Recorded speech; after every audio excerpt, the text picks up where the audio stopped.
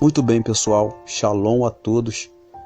Shalom Shuelerhem. Que a paz de Cristo esteja convosco e que todos sejam alcançados pela palavra do Eterno nesse momento.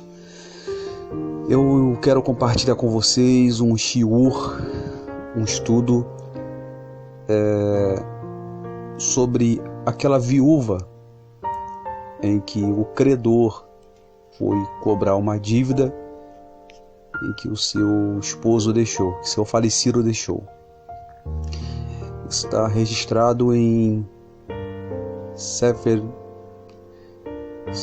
Bet Melachim, segundo livro dos Reis, capítulo 4. É uma história muito famosa, famosíssima essa passagem acerca daquela viúva que o Hanavi Elisha, o profeta Eliseu, pediu para ela juntar recipientes vazios, vasos vazios, para que o milagre pudesse acontecer com portas fechadas. Mas essa palavra ela sempre foi pregada em palestras, em pregações, mas eu quero compartilhar com vocês uma coisa diferente hoje. Todo mundo fala da viúva, todo mundo fala até mesmo do esposo da viúva, que eu vou falar aqui também quem era. Todo mundo fala dos filhos da viúva, que foi pedir vasos emprestados. Mas eu quero falar aqui, eu quero falar sobre o credor. Aquele credor que foi cobrar aquela viúva, aquela pobre viúva, da dívida em que seu esposo deixou. Quem é esse credor? Quem era esse credor? Está na Bíblia? Está na Bíblia. E como que iremos descobrir acerca de quem era o credor? Então vamos lá. Primeiramente, eu quero dizer para vocês que sempre quando eu estudo a Bíblia, eu sempre procuro recorrer aos originais, ao conhecimento da cultura judaica, até porque sou judeu messiânico, e procuro desvendar várias passagens da Bíblia com a ajuda da tradição judaica, da nossa riquíssima cultura judaica, e através da Torá. E eu vou falar sobre esse credor, trazendo a luz da Torá, porque a Torá ela tem que ser base para trazermos um tratado da Bíblia. Então, a Torá ela é o cérebro da Bíblia. Muitas pessoas dizem que Jesus ele aboliu a lei, que hoje estamos na graça. As pessoas nem sabem a etimologia da palavra graça e dizem por aí equivocadamente: estamos na graça, mas nem sabe o contexto da palavra graça, o significado, o peso que tem a palavra graça. Aí vocês perguntam para essas pessoas, elas dizem: graça é favor imerecível. Mas não, eu digo que não. Graça é favor merecível. Graça é favor merecível, porque Cristo morreu por nós. Então hoje nós merecemos ter aí em Yeshua a salvação através da morte de Cristo, que se fez como sacrifício por todos nós. Então, quando a pessoa fala que a graça é favor imerecível, a pessoa está abrindo uma lacuna para dizer que pode pecar, para dizer que pode fazer coisa errada, para dizer que pode matar, pode roubar, pode se prostituir, pode fazer uma série de coisas porque está na graça. Equivocadamente errada, tá bom? A palavra graça no hebraico é hesed, significa hesed, quer dizer bondade, ok? Vamos lá então, vamos ler no Tanar, em Sefer Bet Melachim, segundo livro dos Reis, capítulo de número 4. Ok? Capítulo de número 4. Como eu falei aqui, eu vou desvendar para vocês quem era o credor que foi cobrar aquela pobre viúva uma dívida em que seu falecido esposo deixou para ela pagar. E vamos lá, tá? E vamos também desvendar outro mistério também acerca do esposo, tá? Da viúva, que muitas pessoas dizem que ele errou em morrer e deixar a dívida, etc. Mas vamos estudar quem era o esposo da viúva mesmo. Vamos saber quem era ele. Então vamos lá. Sefer Beit Belahim, segundo livro dos Reis, capítulo 4, Passuk, versículo de número 1. Eu estou indo aqui no livro do comentário do Rabino Avraham Blau. E esse livro já tem o capítulo aqui que eu vou ler para vocês, ok? Vamos lá, caneta, papel na mão para você depois anotar algumas particularidades que eu vou falar aqui nesse estudo. Primeiramente, vamos lá.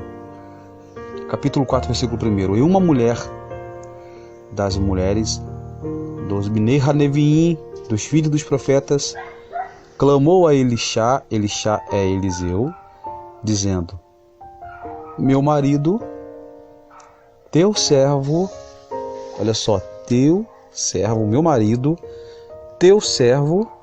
Isso indica que o marido dessa mulher era servo de Eliseu, discípulo de Eliseu, talmide de Eliseu, discípulo de Eliseu. O meu marido, teu servo, morreu, e tu sabes que o teu servo temia ao Eterno. Aqui já quebramos o sofisma em que o esposo da viúva pecou em deixar a dívida para essa mulher. Nós vamos descobrir isso lá na frente. E tu sabes que ele temia ao Eterno ou ao Senhor. E veio o credor, tá? Guarde bem essa palavra aí, risca na Bíblia aí, ao redor, credor. E veio o credor para levar os meus 2 filhos para serem servos, em outras traduções, para serem escravos. E Eliseu lhe disse: o que te devo fazer? Diz-me o que é que tens em casa. Ela disse: a tua serva não tem nada em casa a não ser uma botija de azeite, uma reserva de azeite. Passuk 3 fala assim: e ele disse: vai, pede para ti lá fora vasos emprestados a todos os seus vizinhos, vasos vazios, não poucos. Entra e fecha a porta sobre ti e sobre teus filhos, e verte o azeite em todos aqueles vasos, e põe a parte que estiver cheio. E ela partiu dele, fechou a porta sobre si, sobre seus filhos, e eles traziam, e ela vertia, ou seja, ela enchia. Versículo de número 6. E aconteceu que quando os vasos estavam cheios, ela disse a seu filho: traze-me mais uma vasilha. Mas ele respondeu: não há mais vasilha nenhuma, e o azeite parou. Ela veio e fez saber ao homem de Deus, e ele disse: vai, vende o azeite, paga a tua dívida, e tu e os teus filhos vivei do resto. Palavra linda, né? Que palavra! Essa palavra aqui é uma palavra muito linda. Uma vez eu estava em uma estação do metrô no Rio de Janeiro, e eu estava lendo essa palavra há muitos anos atrás. Eu sou muito convidado para dar palestras, pregar nas igrejas, e eu estava lendo essa passagem aqui em uma estação de metrô. Haja vista, eu conheço essa história, mas eu queria extrair dessa história uma profundidade. algumas revelações, algumas particularidades desse texto. Então eu falei, um dia eu vou fazer um sermão com esse título da viúva, eu vou montar um sermão. Então isso já tem tempo que eu venho estudando esse livro já, tá? Tem anos que eu venho estudando esse livro aqui. Para você ter noção, quando comecei a estudar a história dessa mulher aqui, eu recorri a vários livros, a várias enciclopédias, para tentar extrair algo aqui dessa mulher aqui. Eu consegui, eu até mesmo adquiri um livro que é o segundo livro dos Reis e o primeiro livro dos Reis, Comentário Judaico do Rabino Abraham Blau. Tem coisas que eu vou falar aqui que eu vou tirar do livro, outras coisas são conhecimento que eu pesquisei, e outras coisas que eu vou falar aqui é conhecimento revelado, porque há vários tipos de conhecimento. Sabedoria, a palavra sabedoria é Rohimá, que é uma das sefirot da árvore da vida. Existe conhecimento pesquisado, que você pesquisa, compra livro. Existe conhecimento herdado, a pessoa já nasce com uma sabedoria. E conhecimento revelados. É quando você lê o texto, você faz uma exegese, você tem o dom de trazer a interpretação do texto, tá? Isso é conhecimento revelado. Mas vamos lá, olha só. O capítulo 4 traz uma narrativa de uma mulher dos filhos dos profetas, ou seja, ela servia os profetas, porque o marido dela, o falecido marido dela, era um discípulo, era um talmide, e não apenas um discípulo, mas o marido dessa mulher aqui, ele se tornou também um navi, um profeta.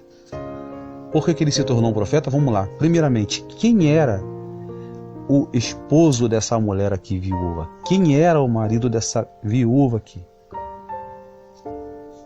O historiador judeu Flávio Josefo, que é o historiador do primeiro século, ele atribui que essa mulher aqui, ela era viúva de Ovadiá ou Obadias. Era viúva de Obadias, aquele que era servo de Acabe. Só que o historiador Flávio Josefo, ele em seu livro falou que o marido dela, o marido dessa mulher, era o Obadias, e que está registrado no primeiro livro dos Reis. Vamos lá. Eu vou abrir aqui no primeiro livro dos Reis, capítulo 18. Capítulo 18. Eu quero que vocês tenham paciência. Para você aprender a palavra, você tem que ter muita paciência para ouvir. Eu fui questionado em um grupo de Facebook, uma pessoa viu o estudo e ficou questionando comigo, dizendo: poxa, o teu estudo é legal, mas sabe, o teu estudo ele é muito longo. Mas eu fiquei pensando, para uma pessoa querer aprender a palavra, ela tem que ter paciência para ouvir. Ela tem que ter paciência para estudar, né? E não são todas as pessoas que têm assim paciência para gravar um shiur, um áudio, uma palestra para compartilhar com as pessoas. Poucas pessoas têm essa paciência para compartilhar conhecimento com outras pessoas. Vamos lá, olha só. O primeiro livro dos Reis, Sefer Aleph Melahim, primeiro livro dos Reis, capítulo de número 18. Capítulo de número 18.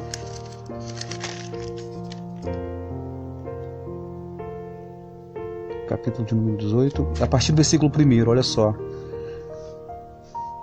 O profeta Elias, o profeta Eliahu, profeta Elias, ele foi um grande profeta. Todo mundo sabe quem foi o profeta Elias. E o profeta Elias aqui, ele estava saindo, né, do Querite, do ribeiro de Querite, onde o Eterno pediu para ele fugir, se esconder, e houve provisão de pão, de carne, de água para Elias. Depois ele foi se alimentar na casa daquela viúva em 1 Reis 17. Só que depois o Eterno fala para Elias se levantar e ir até Acabe. E aqui no capítulo 18 que fala sobre isso. Passou-se um longo tempo, no 3º ano, a palavra de Adonai veio a ele Ahu: vá, apresenta-se a Acabe, e eu derramarei chuva sobre a terra. Quando ele ia a Ahu, Elias foi e se apresentou a Acabe. A fome em Samaria era devastadora. Acabe chamou Obadias, que é o profeta Obadias, que estava encarregado do palácio. Obadias temia muito Adonai. Por exemplo, quando Jezabel estava exterminando os profetas de Adonai, Obadias reuniu 100 profetas e os escondeu em 2 cavernas, 50 em cada uma, e supria com comida e água. E Acabe disse a Obadias: vá por toda a terra e verifique todos os riachos e rios, talvez descobramos pastos em algum lugar, de maneira que possamos manter os cavalos e as mulas vivos, e não percamos todos os animais. Para isso, eles dividiram o território que iriam percorrer. E Acabe foi para um lado e Obadias para o outro. Olha só, vamos parar aqui. Obadias, ele, segundo o historiador Flávio José, foi segundo os nossos sábios, nossos rabinos. Eles dizem que Obadias, esse que eu acabei de falar dele aqui, ele foi esposo daquela viúva do 2 Reis, capítulo de número 4, tá? Ele foi esposo dessa viúva aqui. Agora, iremos entender do porquê que a viúva ela estava se queixando com Eliseu a respeito da dívida em que seu esposo deixou. Por que o seu esposo deixou uma dívida para essa pobre viúva pagar? Por quê? Primeiramente, ele não sabia que ia morrer.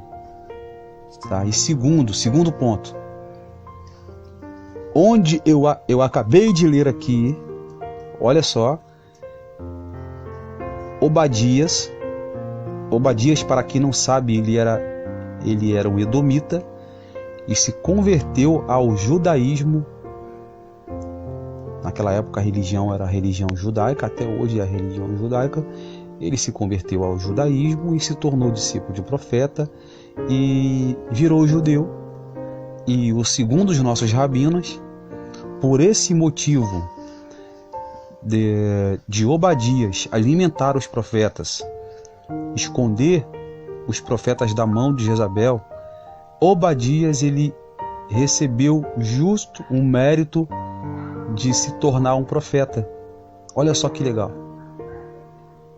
Ele cumpriu a mitzvah de guardar os profetas da mão de Jezabel, colocando em risco a sua própria vida, como diz aqui a Bíblia.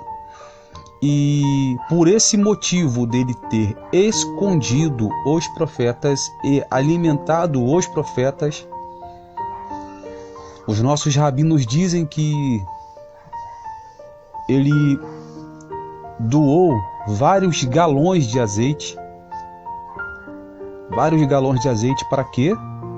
Para manter os profetas vivos dentro da caverna, porque a caverna é um lugar escuro, tem muito animal, tem animais peçonhentos, insetos peçonhentos. Então Obadias ele doou azeite para esses profetas, para manter os profetas vivos e também para os profetas estudarem Torá dentro da caverna. É muito legal isso, hein? Muito legal isso. Daqui entendemos o porquê que ele deixou uma dívida. Uma dívida muito alta. Por quê? Porque segundo os nossos sábios, Obadias ele comprou azeite para alimentar os profetas. E ele comprou o azeite, como eu narrei aqui, e ele comprou esse azeite da mão de Acabe. Acabe foi um fiador para ele e vendeu para o profeta Obadias, né? Pagar depois. Então daqui entendemos o porquê que esse homem deixou uma dívida muito alta. E quem era Obadias? Obadias foi também o mesmo Obadias que escreveu um dos livros dos profetas menores. Tem Joel, Amós, Miqueias, Abacuque, Malaquias, Zacarias, Ageu. Dentre esses livros, dentre esses profetas, um deles era Obadias, que escreveu também um livro de Obadias, trazendo ali profecia contra Edom. Tá. Eu tô gravando aqui, mas eu tenho que correr porque eu não sei se vai dar para gravar. Tô tendo um probleminha aqui, mas vamos dar continuidade.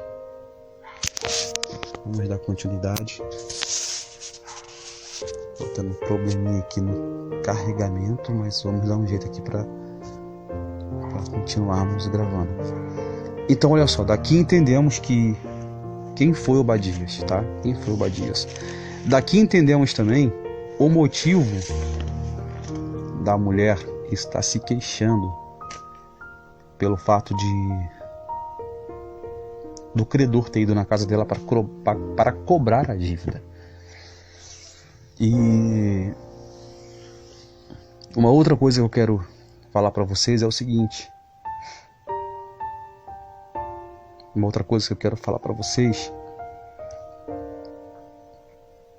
É que quando Obadias ele morre, é claro, ele vai deixar uma dívida imensa para essa mulher pagar. Mas repito aqui, volto a falar de novo.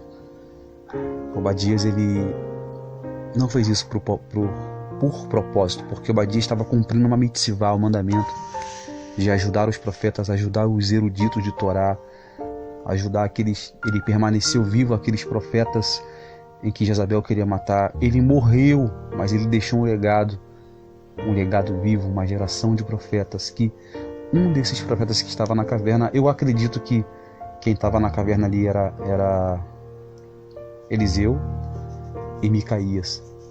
Eliseu e Micaías estavam na caverna ali, porque aqui era o início da história dos discípulos dos profetas. Ok?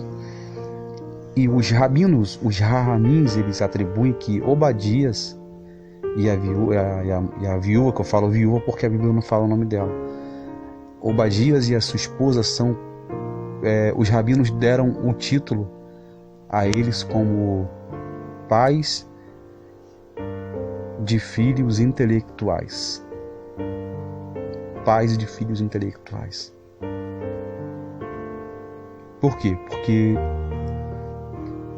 para você ter uma noção, ele morreu, mas ele deixou um legado de sabedoria muito grande para seus filhos. E a maior herança que um ser humano pode ter, ou uma das maiores heranças que um ser humano pode ter nesse Olar Hazé, nesse mundo presente, é a educação que seus pais dão para eles. A educação, a sabedoria, o testemunho.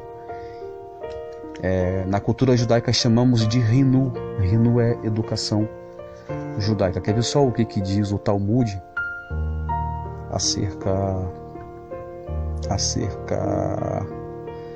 da educação judaica? Olha só, o Talmud Shabbat 111, 119a, diz assim: Jerusalém, foi destruída porque as crianças deixaram de frequentar as yeshivot, as escolas. Olha como a educação ela é muito importante para os filhos, tá? Então, por isso que os rabinos dizem que o pai e a mãe dos meninos são apelidados pelos sábios como pais de 2 filhos intelectuais. Esses meninos, se você analisar aqui o capítulo 4 aqui, vocês vão perceber o que eu estou falando. De fato, eles se tornaram intelectuais devido à herança de sabedoria, de exemplo, em que seu pai Obadiah deixou para eles. Um legado de educação, de sabedoria. Isso vale muito. Vale muito. E a maior riqueza que um pai pode deixar para um filho é a herança de sabedoria. A educação, isso vale muito dentro da cultura judaica. Nunca diga para o seu filho que o seu filho tem que ser igual às outras pessoas. Os nossos rabinos dizem que nenhum pai, nenhuma mãe pode falar isso para o seu filho. Se o teu filho recebeu nota baixa no colégio, você não pode chegar para o teu filho e dizer: tu tem que ser igual fulano. Não, você não pode falar isso. Você tem que incentivar o seu filho e fazer com que ele acredite nele mesmo. E dizer para o seu filho: olha, filho, seja você mesmo. Seja você mesmo. Você vai estar dando ousadia para o seu filho crescer. Para o seu filho crescer. Para ele ser ele mesmo, para ele se desenvolver, tanto intelectualmente falando, como espiritualmente ou materialmente falando. Então isso é uma das lições que nossos rabinos ensinam para os pais. Ensinar os filhos, nunca rebaixar um filho. Nunca rebaixe o seu filho. O seu filho é aquilo que você ensinar para ele. Tá? Então, olha só. Daqui descobrimos quem foi o marido dessa mulher aqui. E vamos continuar o texto. Ela: meu marido, teu servo, morreu. E tu sabes que ele temia ao Eterno. Então, olha só, ela está passando para Eliseu que ele era homem de Deus, o marido dela era homem de Deus, e temia muito ao Senhor. E agora ela vai dizer: e veio um credor para levar os meus filhos para serem escravos. Olha só. Ela está passando um relatório para Eliseu, dizendo que o marido dela era um sadi, que era um homem de Deus, era um justo, mas um credor veio para levar os filhos dela como escravo para quitar a dívida, para pagar a dívida. Agora, você vai descobrir quem era o credor. Quem era o credor que queria levar esses 2 meninos como escravos. Lendo aqui na Bíblia aqui, parece ser tão simples, né? Ele queria levar ele como escravo. Deixa levar como escravo, melhor. Depois você pega seus filhos de volta. Mas não é bem assim, não. Por que essa mulher não permitiu que o credor levasse os seus 2 filhos como escravo? Vou falar o porquê que ela não deixou o credor levar os seus 2 filhos como escravo. Isso aqui é muito forte, gente. Isso aqui é muito forte. Primeiramente, eu quero falar para vocês quem era esse credor. Quem era esse credor que bateu na porta da casa da viúva e disse: opa, viúva, ei, eu vim aqui para levar seus filhos como escravos, já que você não conseguiu pagar a dívida, já que você não conseguiu quitar a dívida, eu vim aqui pegar seus filhos como escravo. O credor agiu como que se dá o nome de uma pessoa que empresta dinheiro. Não é miliciano, não. Ele agiu como um agiota. agiota, né? Um agiota, eu nunca, graças a Deus, nunca precisei de pedir dinheiro emprestado por agiotas, graças a Deus. Por quê? Porque um agiota, quando vai cobrar, se você não tiver dinheiro, meu irmão, ele vai levar tudo que tem na sua casa. Se bobear, até seus filhos levam. Deus nos livre disso acontecer com vocês, comigo, mas no mundo real é assim. Se um agiota for na sua casa cobrar uma dívida sua e você não tiver dinheiro, ou ele te mata, ou ele leva algum pertence teu, tá?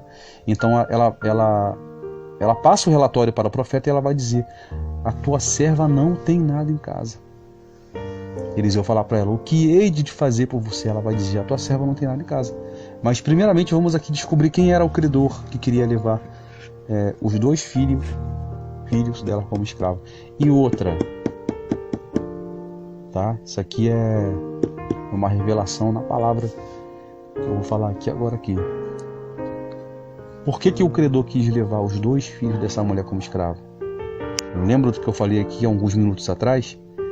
Que os sábios atribuem os dois meninos como filhos de pais intelectuais. Entendeu? Então, alguma coisa tinha naqueles meninos para esse credor querer levar eles como escravo.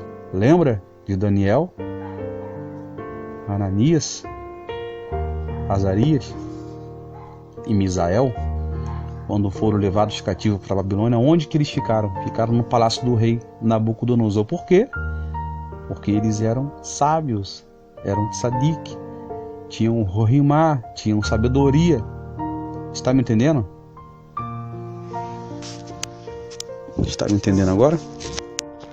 Então daqui iremos aprender uma lição e extrair uma lição que o investimento espiritual, o investimento em educação vai te ajudar muito na crise, quando o mundo lá fora bater na tua porta e dizer para você: ei, eu vou levar teus filhos como escravo. Só que o credor vai bater na porta e vai voltar. Por quê? Porque você investiu em conhecimento no seu filho, você investiu em educação. Então a sua casa não estará vulnerável para que o credor, que é a tipologia de Rassatã do Yetzer-Hará, levar seus filhos como escravos. Infelizmente, muitos jovens têm perdido a vida, muitos jovens. Claro, por erros,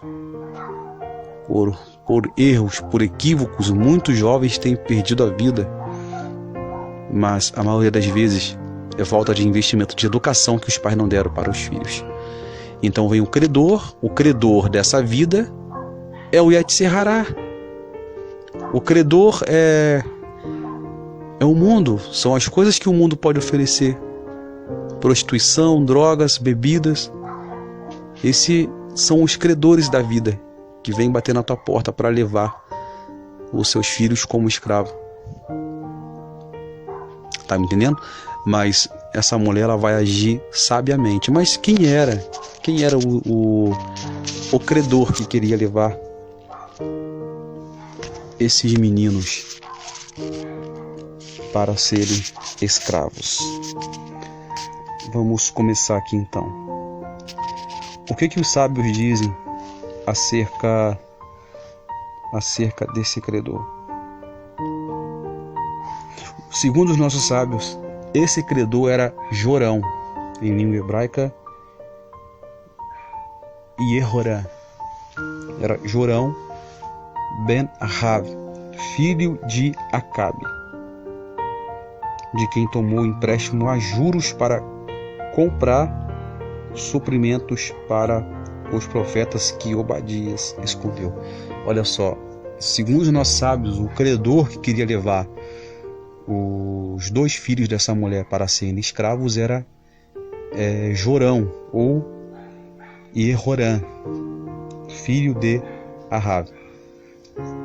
Eu quero aqui, nesse estudo, fazer uma colocação e destacar aqui duas coisas, dois erros que esse credor cometeu. Primeiro, que ele era filho de rei. Como ele era filho de rei, Acabe ele não era qualquer um rei. Acabe ele era um rei que era judeu. Porém, Acabe, todo mundo sabe que Acabe se desviou do Eterno. Acabe teve uma morte trágica, morreu, ele pecou contra o Eterno. E segundo os nossos sábios, o Talmud diz que Acabe é um dos reis que não vai herdar o Lar Rabá, o mundo vindouro. Em um linguajar mais popular, Acabe não foi para o céu. Estão me entendendo? Só que Acabe ele não era leigo, Acabe tinha a Torá. E com certeza o filho dele também tinha a Torá. Mas olha só, eu quero destacar dois erros que esse credor cometeu. Tá? Dois erros. O primeiro erro que ele cometeu foi cobrar uma viúva pobre. A Torá condena a pessoa fazer cobrança a uma viúva ou um viúvo também. A Torá condena. Eu vou mostrar para vocês dentro da Torá aonde está essa proibição. Mas primeiro, vamos aqui ler uma passagem no livro de Reis. Estou tendo uma dificuldade aqui com o carregamento aqui, mas vai dar tudo certo. Baruch Hashem. Primeiro, segundo Reis. Segundo Reis.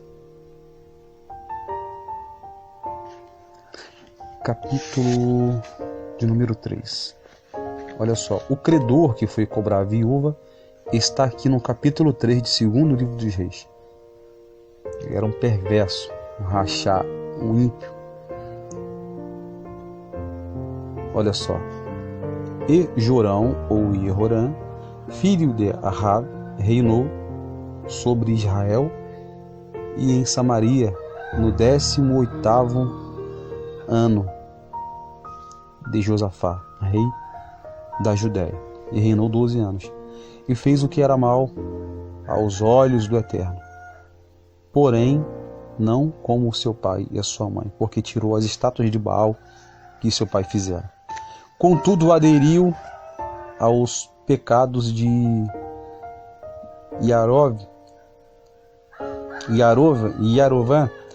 filho de Nevate, que fizera Israel pecar, e não se apartou deles. E Meshá, rei de Moabe, era criador de gado e pagava ao rei de Israel 100.000 cordeiros e 100.000 carneiros com a sua lã. E aconteceu que quando Ahave morreu, o rei dos Moabitas se rebelou contra o rei de Israel, e o rei Jorão saiu de Samaria no mesmo dia e fez revista de todo Israel. Olha só. E foi e enviou a Josafá, rei de Judá, dizendo: ó rei, e dizendo: o rei dos Moabitas se rebelou contra mim. Irás tu comigo à guerra contra os Moabitas? Olha só, aqui ele foi até Josafá por motivos de interesse, tá? E ele disse: subirei, e eu serei como tu, o meu povo como o teu povo, e os meus cavalos como os teus cavalos. E ele disse: por que caminho subiremos? E ele disse: pelo caminho do deserto de Edom. E partiu o rei de Israel, o rei de Judá e o rei de Edom, e andaram rodeando com uma marcha de 7 dias, e o exército e o gado que os seguiam não tinha água. E o rei de Israel disse: o Eterno chamou esses 3 reis para entregá-los na mão dos Moabitas? E disse Josafá: não há aqui algum profeta do Senhor para que consultemos o Eterno por ele? E um dos servos do rei de Israel respondeu, dizendo: aqui está Elisha, filho de Shafate, profeta Eliseu, que vertia água sobre a mão de Eliarro. E disse Josafá: está com ele a palavra do Eterno. E desceram a ele o rei de Israel e Josafá e o rei de Edom. E Elisha disse ao rei de Israel: o que tenho eu contigo? Vai aos profetas de seu pai e aos profetas da sua mãe. E o rei de Israel lhe disse: não, porque o Eterno chamou esses 3 reis para entregá-lo nas mãos dos moabitas. O versículo 14. E Eliseu disse: vive o Eterno dos exércitos, que perante quem estou, que se eu não respeitasse a presença de Josafá, rei de Judá, eu nem olharia para a tua face, nem olharia para ti, nem te veria. Ora, trazei-me um músico. E quando o músico tocava, veio sobre ele a mão do Senhor. E disse: assim diz o Eterno, fazei neste vale muitas covas, ou muitas valas. Olha só, esse rei aqui, que foi chamar Josafá para aquela resenha, era o credor. Foi o credor que queria levar os filhos da viúva como escravo. Vocês estão me entendendo agora? E esse rei aqui, ele era filho de Acabe.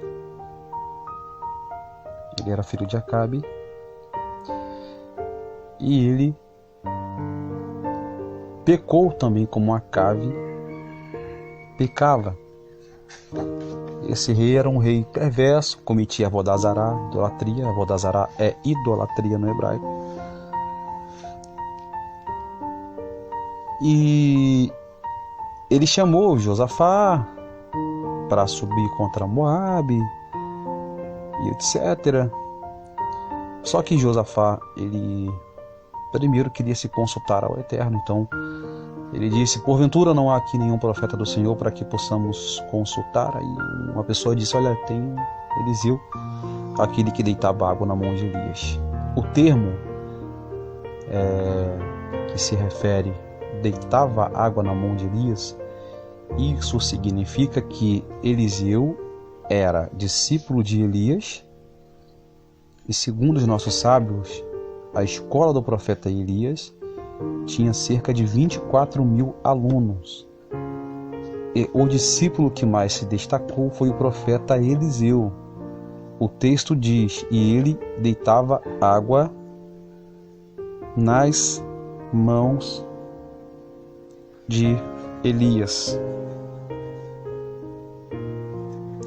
Sabe que isso acontece? Isso quer dizer que Eliseu, ele sempre quando Elias queria água para beber, para lavar as mãos, para lavar os pés, Eliseu, ele estava sempre disposto, andava com um cântaro de azeite, de água em suas mãos para servir o profeta. Foi por isso que Eliseu, ele teve o mérito de ser sucessor de Elias. E foi por essa ocasião também que o rei Jorão, ou Josafá, chamou Eliseu para participar da treta de Jorão, né? Por quê? Porque Josafá sabia que Eliseu, ele deitava água nas mãos de Elias.